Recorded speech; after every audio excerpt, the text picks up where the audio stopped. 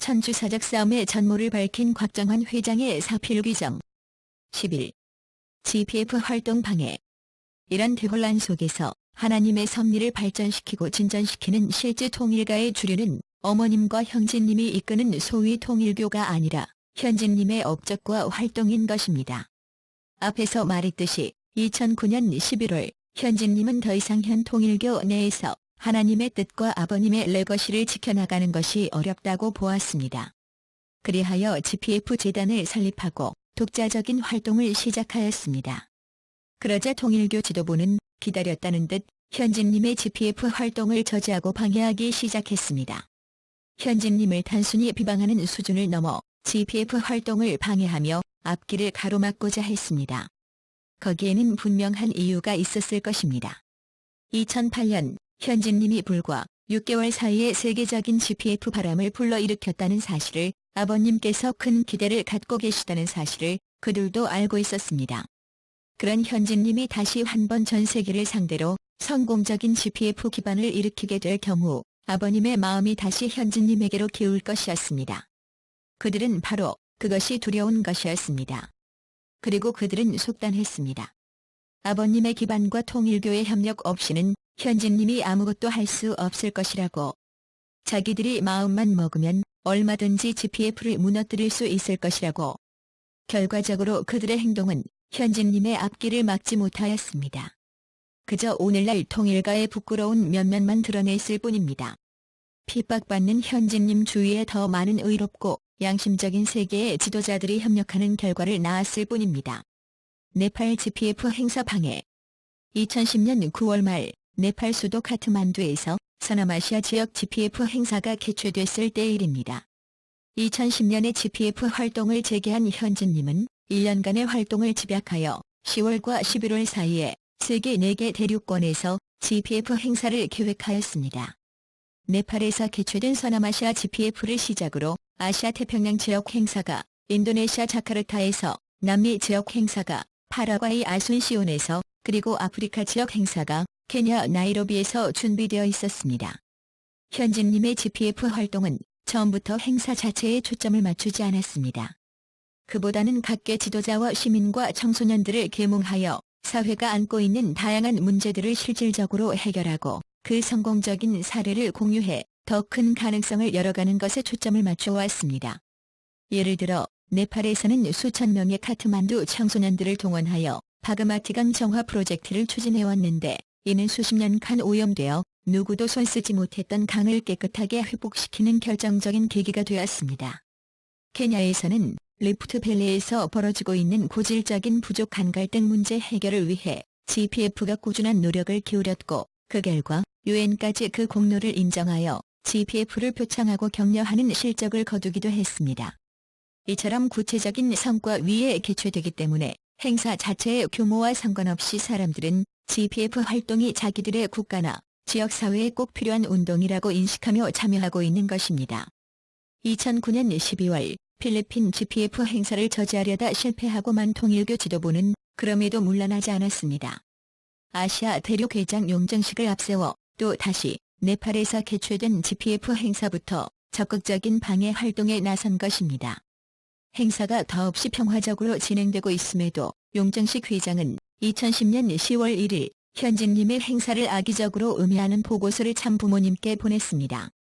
GPF 본 행사를 하루 앞둔 시점에서 김효율, 정원주 등에게 전달된 이 보고서는 참으로 기가 막힌 내용들 뿐이었습니다. 그는 평화롭게 진행된 GPF 행사를 두고 세계대전과 같은 전쟁을 치르고 있다면서 GPF 저지를 위해 온 힘을 다해 분투 중이라고 했습니다. 신문과 방송들이 GPF에 대하여 몹시 부정적으로 다루고 있다라고 했으며, GPF 쪽에서 1만 명이 모여 봉사활동을 했는데 미디어에는 언급이 되지 않고 있다. 에크낫과 로버트 키틀 박사가 미디어 관리를 잘해온 덕분이며 학생들이 강제 동원되고 있다고 덧붙였습니다. 완전한 거짓말입니다. 1만 명이 봉사활동한 것은 인정하면서도 자신들이 미디어 관리를 잘해 전혀 언급이 없는 데다가 그 학생들을 GPF가 강제 동원했다니 도대체 네팔이라는 나라를 어떻게 보고 이런 가당치 않는 거짓 보고서를 참부모님께 올린 것입니까?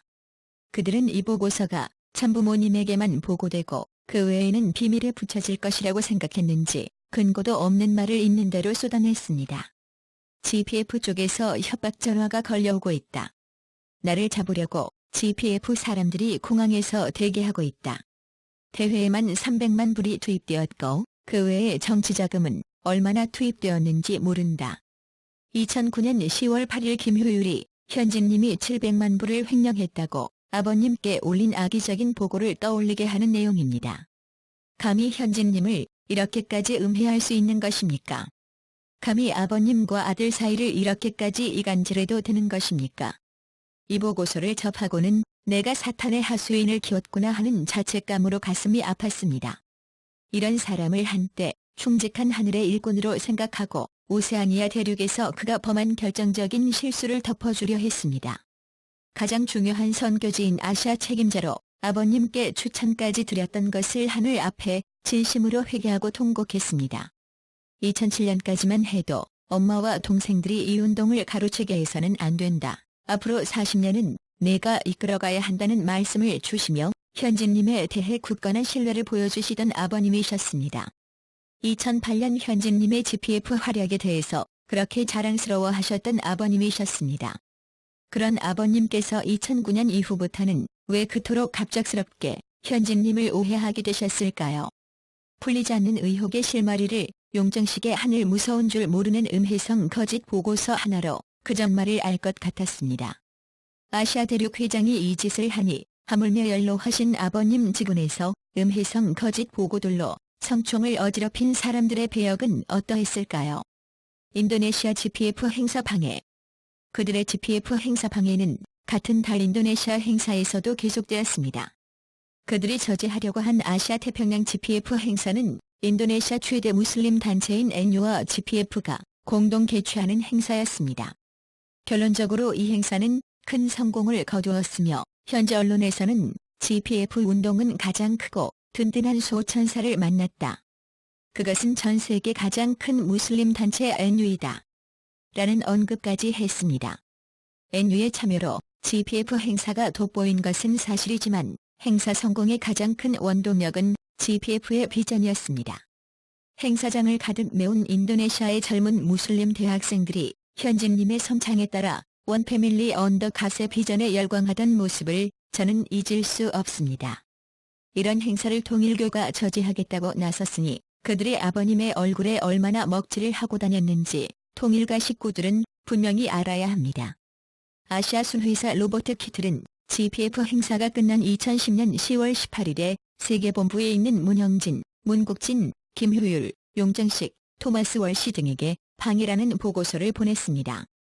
그는 보고서에서 세계본부가 인도네시아 GPF 활동 방해를 위해 UPF 소속의 타지 하마드를 보낸 것은 최고의 전략이었다고 적었습니다. 현진님 행사를 방해하기 위해 타지 하마드를 보낸 것도 기가 막힌 일이지요. 그런데 실상 GPF 관계자들은 타지 하마드가 들어왔는지조차 모를 정도로 그가 미친 영향은 없었어요.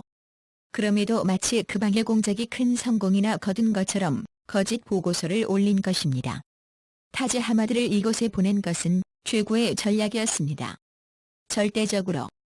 그는 거의 50번이나 이곳에 온 적이 있었고 많은 사람들을 오랫동안 알고 지내왔습니다. 또한 그의 이슬람 배경 때문에 그에 대한 신뢰가 빠릅니다. 그는 매우 바쁘고 높은 지위의 사람들과 아주 쉽게 약속을 할 수 있었습니다.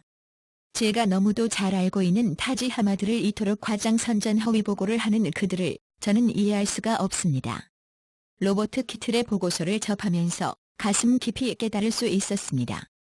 섭리적 방향과 비전을 상실한 통일교가 얼마나 빠르게 영향력 미미한 조직으로 전락하고 마는지를, 반대로 하나님의 섭리와 비전에 정렬된 운동이 단 한 번으로도 얼마나 큰 영향력을 발휘하는지를, 그 진리를 이 행사를 통해 하늘은 분명히 보여준 것입니다. 박보희 회장의 부끄러운 시도. 박보희 회장이 2010년 12월 4일 참부모님으로부터 몽골 분봉왕 및 국가메시아로 임명받았다는 소식을 듣게 되었습니다. 당시 박보희 회장은 몽골 분봉왕 책임을 맡아왔던 제 아들 진만에게 12월 8일자 편지를 보내 이 내용을 알려왔습니다. 우리 운동은 참부모님께서 관여하신 인사사항에 대한 것은 신앙적으로 받아들이고 존중하는 문화가 구축되어 있었습니다. 하나님의 뜻과 섭리를 위해 부모님의 결정에 순종한다는 믿음이 각별했던 것입니다. 그런데 통일가에 불어닥친 천주사적인 혼란은 이와 같은 신뢰와 믿음에 돌이킬 수 없는 상처를 남겼습니다. 몽골의 젊은 식구들은 전하 제 아들을 따르는 식구들이 아니었습니다. 우리는 그들을 그렇게 지도하지 않았습니다. 그들은 우리가 입교했을 당시의 젊은 모습처럼 처음부터 하나님의 뜻을 중심하고 헌신을 결심하고 축복을 받은 소중한 식구들이었습니다. 특히 현직님께서 그 식구들을 직접 지도하신 뒤로 그들의 섭리의식은 더 강화되고 깊어져 있었습니다. 이런 식구들이 존경해왔던 현직님이 하루아침에 타락한 아담이 되었으며 또 오랜 기간 몽골을 위해 열정을 쏟았던 저와 제 가족이 타락한 천사장, 사탄이 되었다고 주장하는 말을 믿겠습니까? 급기야 교회 지도부는 참부모님 선포문 실행위원회 대표가 되어 현직님과 저를 향한 비난에 앞장섰던 박보희 회장을 몽골 분봉왕으로 임명했습니다. 이에 당연히 큰 동요가 일었습니다. 헌신해온 세계 국가메시아들이 이미 다 아는 대로 아프리카의 카메룬 국가메시아 임명을 받고서도 여태까지 그 나라에 가서 기도 한 번 하지 않았던 박보희 회장을 몽골 분봉왕으로 임명한 의도를 똑똑한 젊은 식구들이 모를 리가 없습니다. 그리하여 2010년 12월 13일 몽골의 통일운동 기반 전체가 몽골 평화통일운동 공동결의문을 발표하였습니다. 혼란 사태가 발생한 뒤 처음으로 국가 단위의 교회 기반 전체가 세계본부의 지시에 이의를 제기하고 불이한 결정에 따르지 않겠다는 선언을 한 것입니다. 저는 그들이 발표한 글을 읽어보고 안타까우면서도 참으로 자랑스러운 마음이 일었습니다. 몬테나에서 저를 감동시킨 제 아들처럼 그들은 현명하고 정의로웠으며 성숙했습니다. 16년 전 아무런 공선 치하에서 갓 벗어난 몽골이 세계 섭리에 기여할 수 있는 장성한 국가로 거듭나기까지 끝없이 투입된 참부모님의 정성과 사랑을 어찌 잊겠는가. 오늘의 몽골 평화통일운동이 있기까지 진리와 더불어 일편단심으로 살아온 선배들의 피와 땀과 눈물에 기대 젊은 식구들의 열정이 함께 어우러져 있음을 역사가 증거한다. 우리는 참부모님으로부터 계시된 하나님의 뜻과 말씀을 상속받고 조국 복귀의 비전과 사명을 이어받았기에 혹한 속의 말씀을 외치고 이국 땅에서 만물 복귀 현장을 누벼도 입가엔 미소와 자신감이 사라지지 않았고 눈가엔 하나님의 눈물이 마르지 않았다. 이렇게 시작되는 성명사를 읽는 내내 눈물을 멈출 수가 없었습니다. 불의에 항거하는 선언문은 참으로 사람의 심금을 울리는 것이었습니다. 성명서의 결론은 이렇게 맺고 있었습니다. 우리는 통일가 내에서 진실임을 가장한 거짓이 득세하는 문화를 더 이상 용납하지 않을 것이며 현 통일가 지도부가 지향하는 정책과 결정에 있어서 거짓과 위선이 발견될 시의를 강력히 거부할 것이다. 유명한 36가정을 몽골 분봉왕으로 임명하면 식구들이 쉽게 따라오리라고 교회 지도부는 생각했겠지요. 그러나 세상은 그들의 의도대로 되지 않았습니다. 식구들이 따라주지 않자 박보희 회장은 입에 올리기에도 참담한 계획을 시도하였습니다. 이 내용이 무엇인지 저는 알고 있었지만 지금까지 그분이 선을 넘지 않기만을 기도했습니다. 일일이 대응하지 않고 침묵을 지켜왔습니다. 당연히 하늘은 비원리적인 길을 걷는 그의 편이 아니었습니다. 그는 2011년 6월경 몽골에 있는 현지님의 기반을 모두 없애주는 조건으로 몽골 현지 브로커와 매우 큰 금액의 계약을 체결하고 거액의 착수금까지 건넸다고 합니다. 다행히 그들이 원하는 대로 진척되지 않아 큰돈만 날린 곳으로 알고 있지만 이런 시도가 하나님의 섭리에 얼마나 큰 과오가 될 것인가를 생각하면 같은 36가정 동료로서 그저 안타까울 뿐입니다. 당시 현진님은 한국에서 남북통일운동의 불을 다시 지피기 위해 8월 몽골 GPF 행사를 준비하고 있었습니다. 몽골에서부터 통일운동의 바람을 몰고 와서 11월 한국에서 코리안 드림의 비전을 중심하고 새로운 차원의 통일운동 전개를 꿈꾸고 계셨습니다. 이것이 누구의 일입니까? 하나님의 일이요, 아버님의 일 아닙니까? 그 일을 하고자 하는 아들의 앞길을 막는 사람은 도대체 누구를 위한 일을 하고 있는 것입니까? 의로운 축복가정들. 하나님의 뜻과 섭리를 지키기 위한 현진님의 투쟁은 결코 외롭지 않았습니다. 어떤 상황에서도 아버님 곁을 지킨 초창기 형제들처럼 현진님 곁에도 용기 있는 축복가정들이 있었습니다. 그들은 교회 측의 제명과 면직 압력에도 절대 굴하지 않았습니다. 2009년부터는 현진님을 따르겠다고 결의한 지도자들이 나타났습니다. 현진님에 대해 인격살인에 가까운 비난이 이어지고 가정연합에서 통일교로 섭리가 역행하자 2010년부터는 이에 대한 부당함을 지적하는 양심적인 축복가정들의 외침이 들려왔습니다. 2010년 3월 미국 UTS 신학대학원 교목이었던 김경유 목사가 처음으로 공개 서신을 발표하였습니다. 그 후 김동훈 회장, 권용한 회장, 정만회 목사 등 다수의 축복가정들이 제명을 당하면서도 용기 있는 행동을 이어갔습니다. 개인적인 차원만 아니라 교회와 국가 차원에서도 섭리의 정도를 벗어난 교회 지도부를 질타하고 진실을 알리는 활동이 전개되었습니다. 의를 위한 용기 있는 행보입니다. 몽골 식구들이 연합하여 2010년 12월 공개 결의문을 발표하며 행동에 나섰고 2011년 10월에는 부산교구 소속 식구들이 양심선언문을 발표하고 최진태 목사와 함께 현진님을 따를 것을 결심하기도 했습니다. 축복가정들의 권위는 한국, 일본, 미국은 물론 아시아, 남미, 유럽, 아프리카, 오세아니아 대륙까지 전 세계로 확산되었습니다. 통일교가 식구들의 자유로운 소통을 억압하고 통제하자 식구들은 인터넷에 개인 블로그 등 독립적인 소통 채널을 만들어 부패한 통일교 지도부의 잘못과 현진님에 관한 진실을 세상에 알렸습니다. 그 결과 아프리카 오지에 있는 식구들까지도 진실한 정보를 접하고 양심적인 행동에 나서게 됐습니다.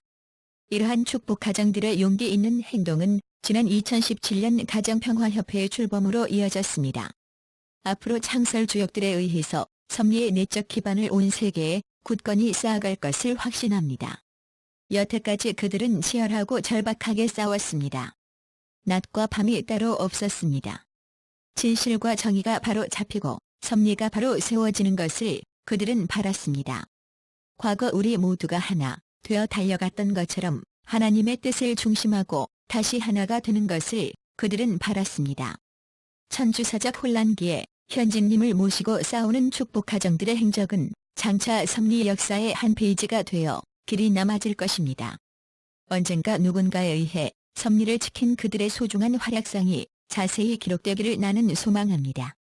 그분들에게 진심으로 존경과 감사의 마음을 전하면서 하나님의 가호가 항상 함께하시기를 빕니다. 지금까지 통일과 갈등의 본질이 무엇이며 이 갈등이 어떻게 전개되어 왔는가를 정리했습니다. 그리고 지금 여러분 모두에게 이렇게 묻고 싶습니다. 이러한 갈등이 과연 누구를 위한 갈등인지요? 여러분 모두는 갈등에 대해 자유로운지요? 하나님의 바라심은 사필귀정이 아니겠습니까?